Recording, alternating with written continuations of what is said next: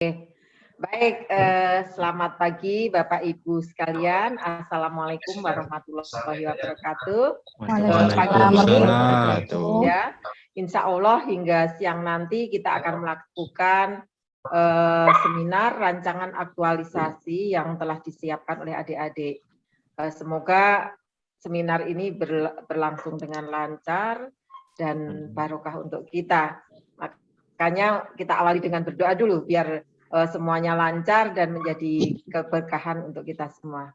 Kita awali dengan berdoa. Berdoa kami harapkan.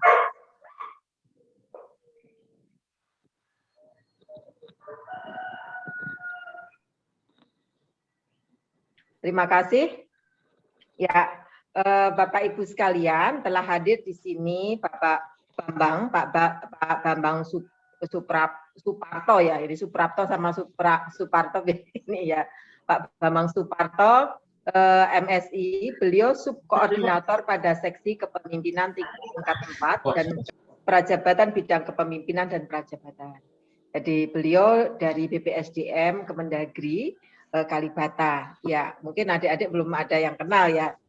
Beliau pejabat di Kemendagri. Kemudian telah hadir pula Bapak Mentor, Pak Pandu Sri Hartana, dan tentu saja adik-adik sekalian peserta latsar yang kami banggakan. Mohon izin perkenalkan, nama saya Aris Sulistiorini. Nanti saya yang akan memfasilitasi, memandu berjalannya diskusi seminar rancangan aktualisasi ini. Sesuai dengan apa yang sudah protapnya istilahnya yang sudah disampaikan, nanti masing-masing peserta dan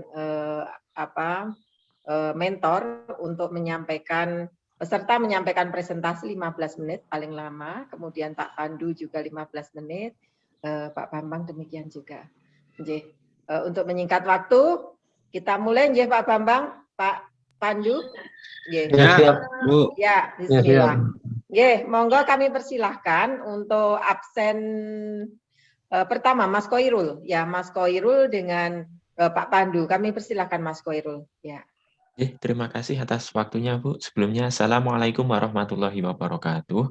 Waalaikumsalam warahmatullahi wabarakatuh. Yang terhormat Bapak Insinyur R. Agus Irawan MP selaku Kepala BPSDM Regional Yogyakarta. Yang kami hormati Bapak Bambang Suparto MSI selaku penguji seminar rancangan aktualisasi. Yang kami hormati Ibu Ani Sulistiorini SIP MSI selaku coach dan moderator. Yang kami hormati Bapak Pandu Hartana SPDSD selaku mentor dan Kepala Sekolah SDN Payungan Kecamatan Kaliwungu. Marilah kita bersyukur kepada Allah Subhanahu wa Ta'ala yang telah memberikan kepada kita kesempatan pada pagi hari ini untuk melaksanakan seminar pada hari ini.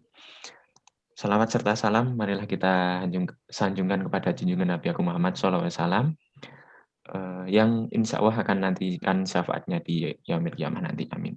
Izinkan saya menyampaikan rancangan aktualisasi yang telah saya sampaikan. Sudah terlihat nggih, Bapak Ibu nggih? Ya, sudah Mas, sudah nggih. Di share screen yang ini apa? Ya. Dimaksimalkan yang. Nah. Iya, betul yang tadi diklik. Nah. Enggak bisa diklik itu. Enggak bisa, kenapa? Bisa, coba bentar. Nggih, Bu.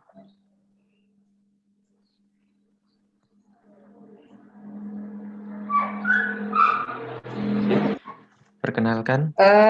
Sebelumnya mohon maaf yang Pak Bambang, Mas Koirul, dan Mas Pandu mohon raise hand ya, biar nanti urutannya di depan karena ini harus mengambil buktinya pada empat yang terkait ya. Silahkan raise hand Mas sebelumnya. Jadi nanti yang siapapun yang berbicara raise hand ya. Biar nanti di depan, langsung di depan ininya. Sudah raise? Angkat tangan raise itu loh. Ya. Ya udah, enggak apa-apa, wis. Ya wis. Nanti yang berikutnya. Oke. Yuk silakan. Sebelumnya perkenalkan, nama saya Khairul Mujahidin SPD, peserta Lacar golongan 3 angkatan, mohon maaf ini salah ketik ya, angkatan 25 dari pemerintah Kabupaten Semarang. Saya di penempatan di SD Negeri Payungan, Kecamatan Kaliwungu, Kabupaten Semarang. Saya sebagai guru pendidikan agama Islam. Judul rancangan aktualisasi yang saya ajukan adalah implementasi metode kartu jurdis dalam pembiasaan keagamaan untuk membentuk karakter religius peserta didik SD Negeri Payungan, Kecamatan Kaliwungu, Kabupaten Semarang. Sekolah Dasar Negeri Payungan, SDN Payungan, merupakan satu-satunya sekolah dasar negeri yang berada di Desa Payungan, Kecamatan Kaliwungu, Kabupaten Semarang. Secara manajemen, Lembaga Pendidikan SDN Payungan menangani pelaksanaan pendidikan edukatif, pelaksanaan hubungan kerjasama dengan orang tua, peserta didik, komite, dan atau masyarakat, dan adalah penyerang administrasi sekolah. SD Negeri Payungan terletak di Dusun Payungan, Desa Payungan, Kecamatan Kaliwungu, Kabupaten Semarang. Nah, seperti ini bentuk fisik dari sekolahnya yang saya tempati. Selanjutnya untuk visi dan misi dari sekolah SDN Payungan yaitu unggul, cerdas, terampil, dan berbudi pekerti luhur. Untuk tupoksi dari CPNS saya sendiri yaitu ingin melaksanakan yang poin misi 1, 2, 4, dan 5, yaitu yang pertama, mewujudkan pembelajaran aktif, inovatif, kreatif, efektif, dan menyenangkan atau PAIKEM yang mengembangkan siswa secara maksimal. 2, menunjukkan semangat keunggulan dan keteladanan serta intensif kepada seluruh warga sekolah. 4, menumbuhkan penghayatan terhadap ajaran agama yang dianut yang menjadi pedoman tingkah laku siswa. 5, menumbuh kembangkan suasana sekolah yang kondusif dan menerapkan manajemen partisipatif yang melibatkan seluruh warga sekolah dan berbagai unsur yang terkait dengan sekolah. Untuk nilai organisasi yang nanti akan dilakukan, yang pertama adalah religius, 2 jujur, 3 toleransi, 4 disiplin, 5 kerja keras, 6 kreatif, 8 demokratif, 10 semangat kebangsaan atau nasionalisme, peduli sosial, dan terakhir tanggung jawab.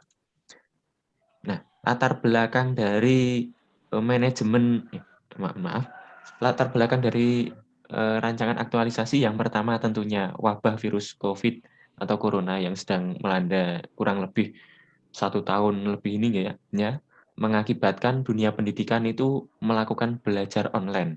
Jadi terpaksa melaksanakan belajar online. Sehingga di SD Negeri Payungan dengan akses internet belum terjangkau, sehingga sulit untuk dilaksanakan. Hanya bisa menggunakan via WhatsApp saja. Kemudian berdampak apa? Kegiatan keagamaan yang berkurang. Sehingga penilaian sikap spiritual yang ngaji.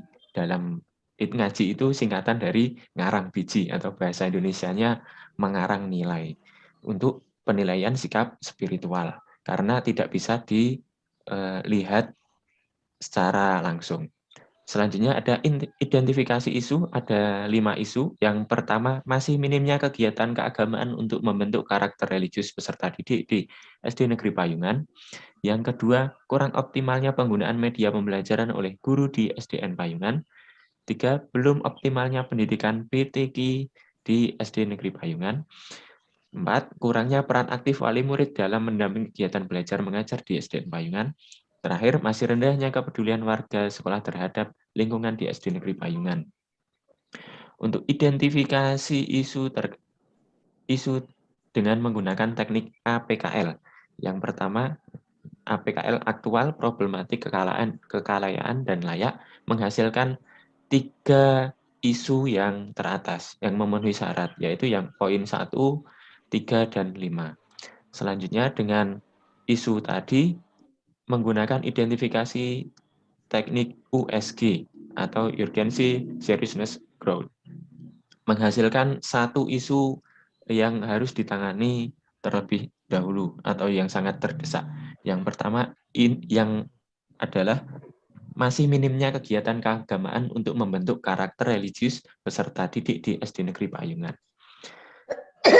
Dampaknya jika tidak segera dipisahkan, yang pertama, lemahnya iman dan takwa dari peserta didik. Yang kedua, peserta didik tidak mengamalkan ajaran agama. Ketiga, tidak tercapainya pembiasaan karakter religius. Akibatnya, yang keempat, tidak tercapainya visi dan misi sekolah. Dan yang terakhir, menurunnya tingkat kepercayaan masyarakat karena visi misi tidak tercapai. Dan nanti karena lokasi SDN Payungan itu bersebelahan dengan sekolah swasta, yaitu MI Payungan. Jadi kita ibarat bersaing kalau tidak melaksanakan inovasi-inovasi. Selanjutnya, gagasan pemecah isu. Yang pertama, mengadakan teks Asmaul Husna dan poster tata cara ibadah sholat. Karena selama ini teks Asmaul Husnanya hanya terbatas beberapa saja, dan itu pun cuma tulisan Arabnya itu sudah sulit untuk dibaca karena waktu yang lama tidak digunakan. Yang kedua, adanya kartu kontrol jurdis. Jurdis itu adalah jujur dan disiplin dalam pembiasaan membaca Asmaul Husna. Everyday read Asmaul Husna. Yang ketiga, adanya kartu kontrol jujur dan disiplin dalam pembiasaan pelaksanaan sholat 5 waktu. Yang keempat, membuat kartu kontrol jurdis dalam pembiasaan tadarus surat-surat pendek, 1 week to surah. Yang kelima, membuat kartu kontrol jujur dan disiplin dalam pembiasaan menghafal doa-doa harian atau pengamalan doa-doa harian. Dengan adanya gagasan pemecah isu ini, diharapkan adanya kegiatan pembiasaan keagamaan dalam kehidupan sehari-hari. Diharapkan meningkatkan karakter religius dari peserta didik sehingga menghasilkan nilai sikap spiritual yang autentik. Jadi sudah tidak mengaji lagi atau ngarang biji, mengarang nilai. Dengan gagasan pemecah isu ini, maka penulis mengangkat sebuah judul implementasi metode kartu jurdis dalam pembiasaan keagamaan untuk membentuk karakter religius peserta didik di SD Negeri Payungan, Kecamatan Kaliwungu, Kabupaten Semarang. Nah, mungkin kurang lebihnya gambaran dari contoh kartu jurdisnya seperti ini. Ada baca Asmaul Husna, kegiatan sholat 5 waktu, ini nanti dicentang-centang, tadarus surat pendek, menghafal doa harian, ada tanda tangan orang tua. Tanda tangan orang tua ini sebagai kontrol dari rumah apabila nanti setelah tanggal 20 itu dilaksanakan berakhirnya PPKM. Jadi mungkin sekolah bisa tatap muka, itu bisa di Waktu tinggal 3 menit ya, Mas. Dikirim melalui WhatsApp video. Selanjutnya, rancangan kegiatan seperti ada 7. Yang pertama, pelaksanaan koordinasi dengan mentor dan coach. Tahapan kegiatannya menunjukkan isu dan lain-lain. Outputnya juga sudah ada tersampainya isu dan ini di sini nilai dasar anekanya ada 5. Selanjutnya untuk kegiatan yang kedua, membuat teks bacaan Asmaul Husna, bacaan sholat, gambar sholat, poster sholat dan dengan benar, dan membuat kartu jurdis. Nah, outputnya tersusunnya media yang sesuai dengan harapan. Tersusunnya media teks bacaan Asmaul Husna, poster tata cara sholat dengan benar, dan outputnya ada kartu jurdis. Selanjutnya, yang ketiga, melaksanakan sosialisasi kepada orang tua peserta dan dengan menggunakan metode kartu jurdis. Sosialisasi tatap muka, tahapan kegiatannya, ada juga sosialisasi kepada orang tua melalui WhatsApp. Selanjutnya, untuk yang keempat, membagikan teks Asmaul Husna dan poster tata cara melaksanakan ibadah sholat dan kartu jurdis, memandu melaksanakan pengisian kartu jurdis. Yang selanjutnya, tahapan kegiatannya, setiap seminggu sekali pada saat jam agama dilaksanakan pengecekan dan pengontrolan sesuai situasi dan kondisi, daring atau luring, dan memberikan motivasi untuk tetap melaksanakan pembiasaan keagamaan. Diharapkan nanti peserta didik meningkatkan kejujuran kedisiplinan dalam pembiasaan keagamaan, serta peserta didik terbiasa melakukan pembiasaan keagamaan sehingga memiliki karakter religius. Evaluasi dan tindak lanjutnya apa? Evaluasinya yaitu memberikan merekap dari kartu jurdis sehingga adanya hasil penilaian.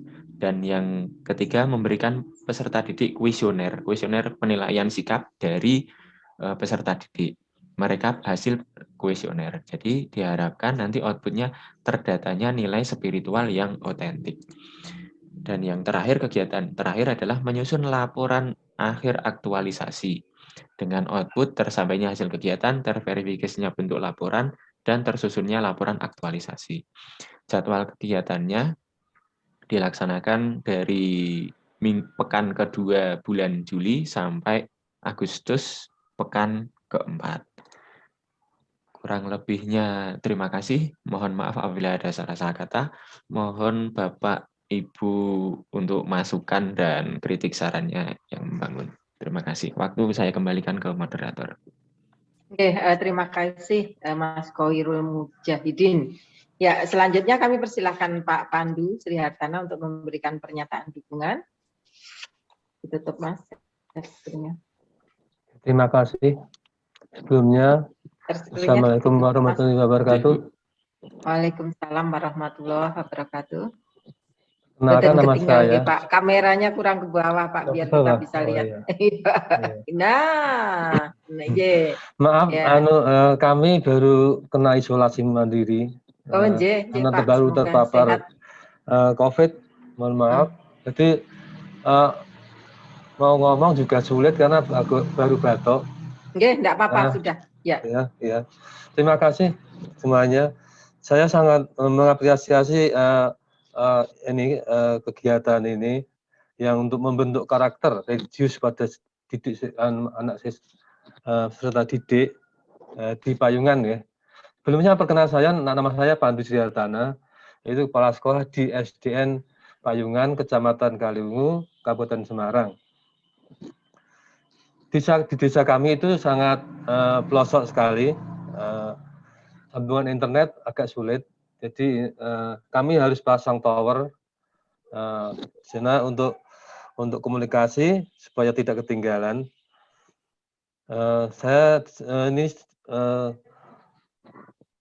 Saya setuju dengan pembentukan karakter religius peserta didik yang diatur oleh Pak Khairul. Selamat Pak Khairul, semangat. Dan di sini untuk pembiasaan supaya religi itu untuk dasar ya, keimanan. Jadi kegiatan setiap hari, dan di sini setiap hari di kegiatannya itu untuk membaca teks Asmaul Husna supaya biasa untuk membacanya. Juga ayat-ayat pendek, juga sholat 5 waktu bisa dikontrol dengan kartu jujur. Jadi ini kartu jujur ini untuk kejujuran anak-anak ditingkatkan, dan orang tua yang memantau, yang tahu sendiri karena baru daring. Karena di daerah kami itu baru merah dan menuju, semoga tidak sampai hitam. Di sini saya sangat ini ya. Jadi untuk siswa itu bisa religius itu juga saya setuju, juga untuk kejujuran. Jadi saling anak, siswa, juga guru itu saling kerjasama. Jadi saling mengontrol kegiatan anak ini sangat bagus sekali inisiatif dari Pak Khairul. Saya sangat mendukung dengan kegiatan itu. Saya kira dari saya cukup sekian, Bu. Maaf. Yeah. Matur nuwun Bapak selaku mentor pernyataan dukungannya. Berikutnya kami haturkan ke Pak Bambang untuk memberikan masukan pertanyaan agar untuk kesempurnaan rancangan yang dibuat Mas Khoirul. Kami persilahkan Pak Bambang. Terima kasih Bu Ari. Terima kasih Pak Pandu, Mas Khairul.